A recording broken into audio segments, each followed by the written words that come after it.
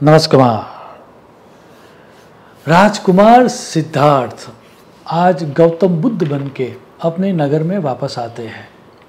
पूरा गांव आनंदित था, लेकिन गौतम बुद्ध के जो पिता थे शुद्धोधन, उनके मन में बड़ा विषाद था। तो जब वो गौतम बुद्ध से मिलते हैं तो उनका दुख उनकी वाणी में प्रकट हो जाता है। वह कहते हैं, पिता बन के वो कहते हैं कि भले ही तू राहुल का पिता हो, लेकिन तुझे पिता के हृदय की पहचान ही नहीं है। तुझे पता ही नहीं है कि पिता के दिल पर क्या गुजरती है। एक लौता बेटा बिना कुछ कहे सब कुछ छोड़ छाड़ के चला जाए तो बाप पर क्या बीतती है उसका तुझे कोई अंदाज़ा ही नहीं है। तेरा जन्म राजा बनने के लिए हुआ था, लेकिन आज तू भिक्षा मांग रहा है, भीख मांग रहा है। तो ये देखकर मेरे हृदय में जो पीड़ा हो रही है वो मैं कैसे बयां करूं। तुझे पता भी है कि तेरे जन्म के जो टाइम था तब मैं कितना खुश हुआ था। तुझे राजा बनाने के लिए मैंने क्या क्या प्रयास किए थे, और आज तू भिक्षा मांग रहा है। मेरा दिल पूरी तरह से आज टूट चुका है। गौतम बुद्ध कुछ न बोलते हुए शांत चित्त से स्वस्थ होकर पिता की बातें सुन रहे थे। अब कुछ रिएक्शन गौतम बुद्ध ने नहीं दिया, इसलिए थोड़ा इरिटेट होकर, थोड़ा ज़्यादा गुस्से में आकर शुद्धोधन कहते हैं कि तुझे पता भी है कि तू कितना बुद्धिहीन और लापरवाह है। हमारे वंश में जितने भी पुत्रों का जन्म हुआ वो सब राजा थे। तुझे भी राजा बनना था, लेकिन आज तू भीख मांग रहा है। अभी कुछ नहीं बिगड़ा है, तू वापस आ जा। तेरे लिए महल के दरवाजे आज भी खुले हैं।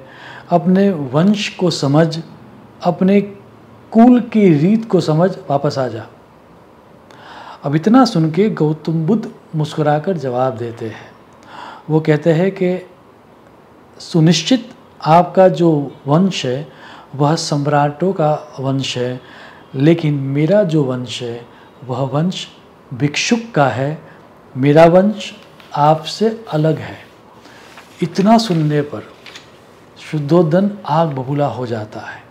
उनका गुस्सा नेक्स्ट लेवल पर पहुंच जाता है। वो ये कहता है, ये तो हद ही हो गई। तेरे शरीर में जो ये लहू दौड़ रहा है वो मेरा है। तुझे मैंने ही पैदा किया है। वापस यदि नहीं आना है तो मत आ, पर इस तरह की झूठी बातें तो मत फैला। तू मेरा ही पुत्र है, अपना वंश एक ही है। गौतम बुद्ध तब मुस्कुराकर कहते हैं कि ये बात सच है कि मैं आपका ही पुत्र हूँ। ये बात भी सच है कि यह शरीर आपने ही मुझे दिया है, लेकिन मेरा आत्मा आपके द्वारा पैदा नहीं हुआ। जब ये शरीर नहीं था तब भी आत्मा था। जब आपका भी शरीर नहीं था तब भी मेरा आत्मा था। आत्मा का परिवार शरीर के परिवार से अलग हो सकता है, और जब तक आप आत्मा के परिवार को न समझो, आत्मा के वंश को न समझो, तब तक आपकी आध्यात्मिक प्रगति हो ही नहीं सकती। मेरा आत्मा को जो परिवार है वह भिक्षुक का परिवार है, और इसीलिए मैंने कहा कि आपका आत्मा और मेरा, आपका वंश और मेरा वंश अलग वंश है। इसी बात को समझाता हुआ एक सुभाषित प्रस्तुत करके मेरी वाणी को मैं विराम दूंगा। सुभाषित ये कहता है, कुलस्यार्थे त्यजेद एकम, ग्रामस्यार्थे कुलम त्यजेत, ग्रामम जनपदस्यार्थे आत्मार्थे पृथ्वीम त्यजेत। अर्थात फैमिली के लिए यदि किसी एक व्यक्ति को सेक्रीफाइस करना पड़े कर दो। विलेज के लिए यदि फैमिली को सेक्रीफाइस करना पड़े कर दो। राज्य या नेशन के लिए यदि विलेज को सेक्रीफाइस करना पड़े कर दो। और आत्मा के लिए यदि समग्र पृथ्वी को सैक्रिफाइस करना पड़े, सभी लोगों को सैक्रिफाइस करना पड़े, कर दो। आध्यात्मिक विकास का यह प्रथम सोपान है।